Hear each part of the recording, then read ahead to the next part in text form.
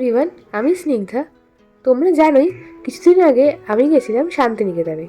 আর শান্তিনিকেতনে গেলে আমাদের কিন্তু সবারই খুব পছন্দের দেশি মুরগি। কারণ আমরা যেহেতু কলকাতায় থাকি, দেশি মুরগি কিন্তু এখানে খুব একটা বেশি ভালো পাওয়া যায় না। তাই শান্তিনিকেতন গেলে কিন্তু আমরা দেশি মুরগি খেয়েই থাকি।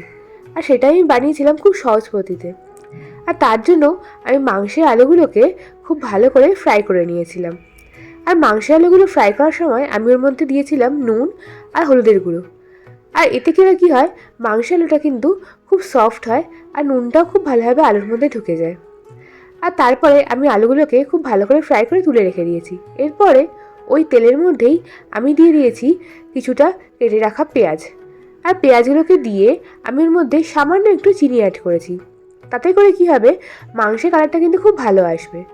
তারপরে পেঁয়াজটা ভাজা হয়ে গেলে আমি ওর মধ্যে অ্যাড করেছি আদা, রসুন আর কাঁচা লঙ্কা বাটা। আর এটা দিয়ে আমি ততক্ষণ কষাবো যতক্ষণ না এই আদা রসুনের কাঁচা গন্ধটা চলে যাচ্ছে। আর তারপরে আদা রসুনটা কষে এলে ওর মধ্যে আমি টমেটো দিয়েছি। আর টমেটো দিয়ে আমি ততক্ষণ কষিয়েছি যতক্ষণ টমেটো সফট হচ্ছে। আর টমেটোটা সফট হয়ে গেলে আমি ওর মধ্যে অ্যাড করেছি হলুদের গুঁড়ো, কাশ্মীরি লঙ্কার গুঁড়ো, ধনের গুঁড়ো আর জিরে গুঁড়ো আর নুন আর সামান্য একটু জল, যাতে মশলাটা একদম পোড়া না লেগে যায়।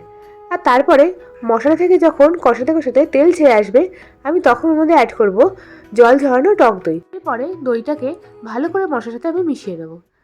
আর যতক্ষণ মেশাবো ততক্ষণ কিন্তু গ্যাসের ফ্লেমটা লোতে রাখতে হবে, কারণ নাহলে কিন্তু দইটা কেটে যাওয়ার চান্স থাকে। আর তারপরে মশলা থেকে তেল ছেড়ে এলে মাংসটাকে দিয়ে ভালো করে মিশিয়ে নেবো।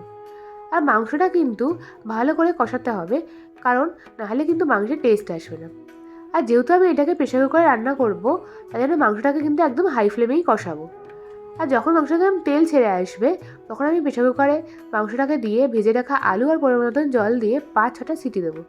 যেহেতু এটা দেশি মুরগি, তাই কিন্তু মাংসটাকে প্রেশার কুকারে আমি সিদ্ধ করে নিয়েছি, নাহলে কিন্তু অনেক সময় লাগবে। আর তারপরে মাংসটা সিদ্ধ হয়ে গেলে ওপর থেকে গরম মশলা ছড়িয়ে নিলেই তৈরি হয়ে যাবে আমাদের দেশি মুরগির ঝোল। এটা কিন্তু গরম গরম ভাতের সাথে খেতে লেগেছিলো অসাধারণ। আর রেসিপিটা ভালো লাগলে অবশ্যই চ্যানেলটাকে লাইক, শেয়ার, সাবস্ক্রাইব করুন।